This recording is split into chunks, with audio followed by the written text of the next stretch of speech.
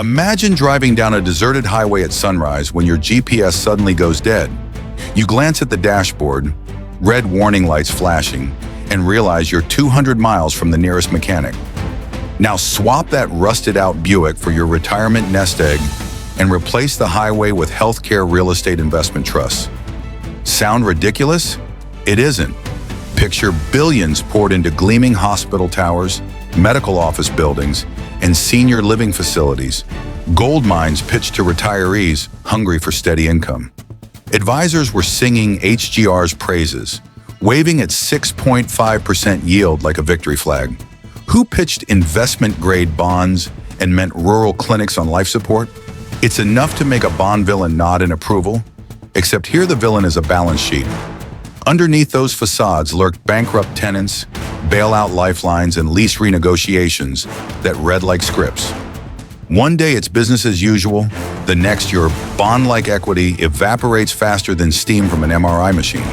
In 2022, HGR's stock had cratered over 70%, and yields on its debt soared beyond 15%. It was like watching a Jenga tower collapse in slow motion, but the pieces were investor savings. Stay tuned, because in the next 4 minutes, we're pulling drape to reveal how this income black hole swallowed billions. Picture the world of healthcare property investment like a sprawling casino floor, where banners promise safe bets and rich returns. Yet the house always holds the edge. From 2018 through early 2020, financial advisors touted Healthcare Growth REIT, known simply as HGR, as the chip leader in retirement portfolios, waving its 6.5% dividend like a jackpot ticket. Who wouldn't salivate at that yield? Behind the curtain, however, were a cast of characters more reminiscent of a caper film than your typical boardroom drama. At the Federal Reserve, veteran regulator Mark Davenport sounded cautious notes about overheated valuations, while the SEC's former director, Alexandra Chen, raised eyebrows over covenant-light leases. On Wall Street, tycoons like Eleanor Whitman of Meridian Capital poured over hedge arbitrage strategies, offsetting positions to limit risk in offshore trusts, hidden corporate accounts in friendly island jurisdictions. Even the Department of Health and Human Services murmured concerns when rural hospital closures spiked, but the storyline remained fixated on yield. Institutional investors from pension funds to university endowments piled in, drawn by promises of long-term net rental income from marquee tenants such as large academic medical centers and well-known hospital systems. Morgan Stanley's real estate arm declared HGR a cornerstone holding. In gleaming boardrooms, HGR's CEO described a vision of recession-proof cash flow. Leasing teams inked 15 to 20-year contracts painting pictures of uninterrupted revenue. Meanwhile, at small-town hospitals like Heartland Memorial in Nebraska, CFO Dr. Susan Patel signed those same leases believing that REIT backing equaled a financial safety net. Little did she know those nets were woven from paper thin by the time COVID-19 arrived. When the pandemic struck in early 2020, hospitals halted elective surgeries, occupancy plummeted, and rental checks bounced like bad poker hands.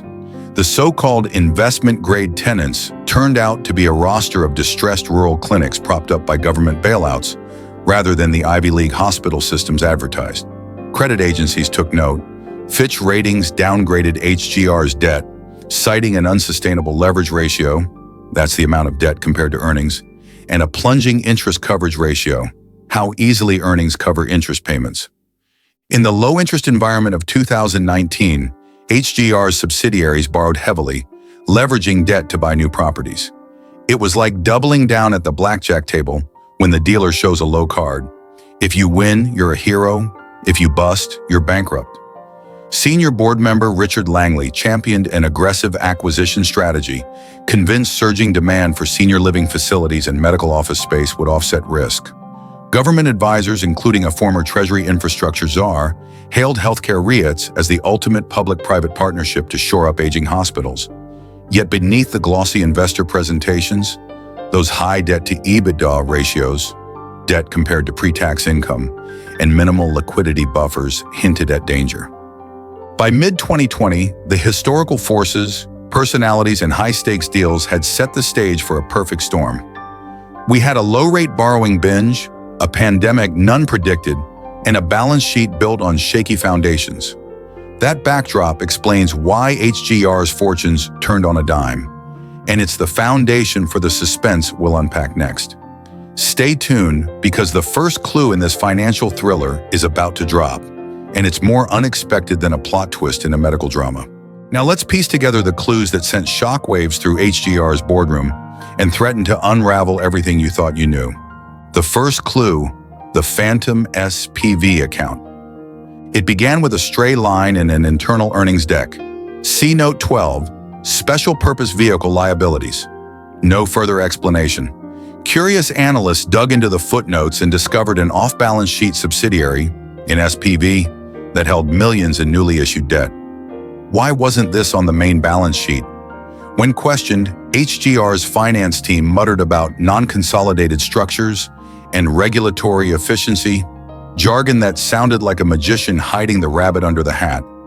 Just like 007 tracking down a nuclear bomb, forensic accountants had to chase breadcrumbs through pages of financial statements. That phantom SPV had borrowed heavily to buy 2 hospital portfolios in rural Missouri, and no one outside the deal knew the interest rate or maturity date. For all we know, it might have been a variable rate loan tied to interest coverage ratios that no sane CFO would sign off on. As suspense mounted, earnings calls became increasingly theatrical. The second clue, the international informant.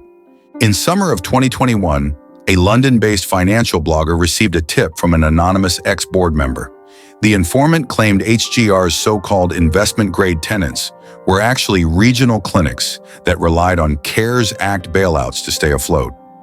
Behind the scenes, back-of-the-envelope calculations showed debt covenants tied to occupancy thresholds. Once occupancy dipped below 75%, a cross-default would trigger. Sure enough, dozens of leases got quietly renegotiated, rental rates slashed by as much as 40%, lease terms shortened, and operating expense caps shifted entirely onto HGR. It was like a restaurant offering half-price meals and then complaining about food costs. Only here the victims were retirees expecting full menu dividends. The blogger's exposé included audio snippets of a senior leasing executive admitting, "We're negotiating these rates because the hospitals can't pay full freight." That revelation spread faster than a viral tweet. Investors' confidence teetered. The third clue, the sudden disappearance of funds. By early 2022, HGR's operating cash flow plunged. Bank statements showed hundreds of millions withdrawn from corporate accounts, transferred overnight into unknown destinations. Where did the money go? Suspicion fell on that enigmatic SPV and several shell entities registered in Delaware and the Cayman Islands. Bond trustees noticed coupon payments missing on 3 tranches of HGR debt, tranches that were supposedly secured by first-line mortgages on flagship hospital properties. Instead of paying bondholders, the funds vanished into intercompany loans, then into construction projects that stalled amid rising material costs. Picture a grand hotel under renovation that suddenly goes dark. No workers, no lights, just scaffolding and silence. Analysts updated models to reflect an interest coverage ratio below 1.0, meaning earnings couldn't even cover interest. When yields on HGR's bonds spiked above 15%, the market essentially declared the issuer insolvent. That financial cliffhanger prompted frantic boardroom calls and SEC inquiries. The fourth clue, whistleblower revelations. Just when you thought it couldn't get darker, a former HGR board member released a recorded Zoom meeting. In it, executives joked about kicking the can down the balance sheet road and trading one set of leverage for another. One senior director quipped, "We'll worry about covenants when we hit them, likely in Q3. That offhand remark, when paired with the missing debt payments and downgraded credit rating, painted a stark picture. HGR's aggressive acquisition binge had outpaced any realistic revenue forecast. It was like someone building a skyscraper on a foundation of sinking sand, impressive until the whole thing tilts. Together, these clues form a trail of breadcrumbs leading straight to HGR's near collapse. Each revelation piled tension onto the next, keeping investors and us on the edge of our seats. In the next module, we'll confront the evidence head-on, reveal the final twist, and expose the full extent of this income black hole. Here's the moment we've all been waiting for. The big reveal that pulls back the curtain on HGR's elaborate house of cards. Think of it as the unmasking scene in a superhero movie. Only instead of a caped crusader, it's a forensic audit that tears through the smoke and mirrors. First, the forensic accountants hit pay dirt in the footnotes of HGR's 2021 10K filing. Buried under pages of legalese was a disclosure: $450 million of non-recourse variable rate indebtedness held by that phantom SPV. Translation: debt whose interest rate could spike without warning and for which HGR had no obligation to pay if the SPV couldn't.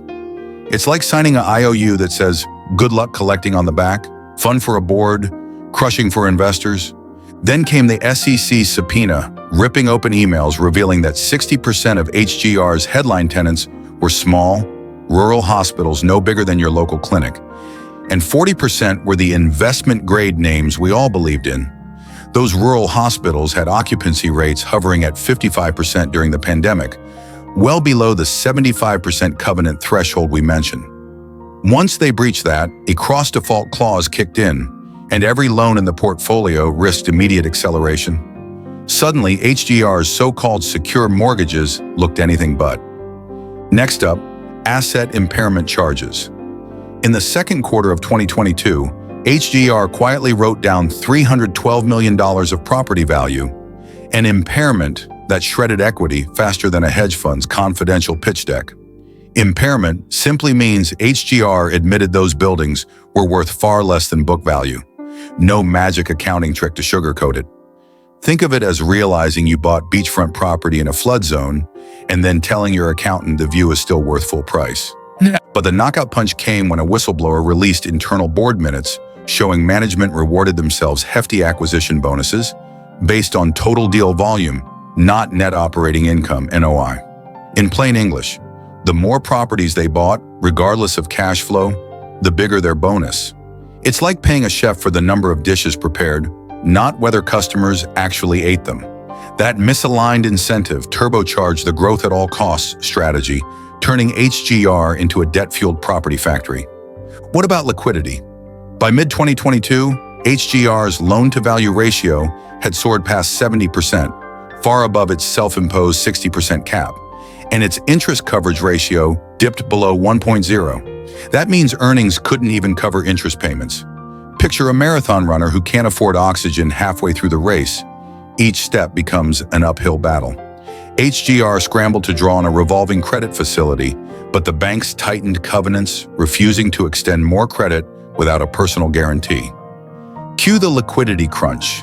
Then, in an ironic twist, HGR's CFO blamed temporary market dislocations and compared the situation to resetting a frozen MRI machine, a metaphor so strained it made viewers cringe. By the third quarter, investors weren't buying the line. Credit default swap spreads on HGR debt blew out to record highs, signaling the market's collective belief that default was imminent. Those spreads are effectively insurance premiums against default. When they skyrocket, it's the financial equivalent of shouting fire in a crowded theater. Finally, perhaps the most surprising revelation, nearly half of the SPV acquired properties were held in shell companies registered in Delaware and the Cayman Islands. The result? When HGR tried to foreclose on a bankrupt tenant's property, it discovered no clear lien, not because of oversight, but by design.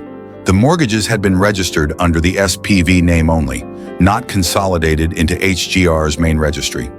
It's like thinking you own the car title, only to find the seller forgot to transfer the paperwork. So what's the takeaway? HGR's management built a financial thriller that read like a best-selling novel, complete with hidden debt, secret entities, and misaligned incentives. Only it turned out to be a horror story for retirees counting on stable income. Instead of a neat resolution, investors were left holding the bag as the audio cassette clicked to a stop. In the next and final module, we'll step back from the chaos to draw lessons for everyday investors, how to spot covenant traps, why digging into tenant quality matters, and the questions you absolutely must ask before betting your savings on recession-proof income. Stay with us. This is one finale you won't dare miss. In the wreckage of healthcare growth REIT's grand experiment, we find lessons that apply far beyond hospitals and senior living facilities. This wasn't just a corporate misstep. It was a classic case of shine versus substance. Beneath the sleek investor decks and glossy photos of glass-walled lobbies lay a tangle of variable rate loans, empty bed covenants, and boardrooms where growth at all costs trumped sanity checks. The HGR saga reminds us that even the most recession-proof asset can crack under pressure when fundamentals are ignored. Whether you're a retiree counting on dividend checks to cover daily expenses or a young professional mapping out your first rental property purchase, the same rules apply. Dig deeper, question assumptions, and never let yield blind you to risk. Imagine a lighthouse built on quicksand. No matter how brightly it shines, it won't stand when the tide turns. Likewise, a REIT stuffed with rate-sensitive debt and fragile tenants will falter at the first shock. As investors, our job is to make sure the ground beneath our savings isn't shifting sands in disguise. Here are 3 hard-won takeaways. Unmask the fine print. That 6.5% dividend might look juicy, but check for non-recourse or variable rate debt hiding in the footnotes. These debt structures can ratchet interest costs skyward faster than a supersonic jet when market winds shift. Vet tenant strength. Large academic medical centers and integrated health systems often have diversified revenue streams. Small rural hospitals do not. If occupancy projections rely on elective procedures that can be paused by a global pandemic, you're riding a roller coaster without a safety bar. Incentive alignment matters. Executives rewarded for deal volume are like chefs paid by the number of dishes they plate. Quality be damned. Prefer management teams whose compensation is tied to net operating income growth and debt reduction, not just trophy acquisitions. Now, a couple of questions to spark your inner detective.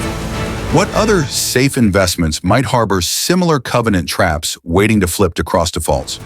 Would you rather accept a modest 4% yield from a conservatively leveraged REIT with fortress-like tenants, or chase double-digit payouts from a debt-fueled portfolio flirting with disaster? As we close this chapter, remember, the devil in finance doesn't always wear horns. Sometimes it's disguised as a footnote or hidden entity in the Cayman Islands. If you found value in this deep dive, hit that subscribe button faster than you'd click, renegotiate lease, smash that like button to help others dodge income black holes, and share this video with anyone whose 401k balance keeps them up at night. Drop a comment below telling us which financial mystery we should unravel next. Shadow banking, hedge fund blowups, or another rat tail gone wrong. And don't forget to ring the bell so you never miss our next investigation into the hidden side of Wall Street. Thanks for watching, stay curious, and keep your portfolio lit without risking a crash.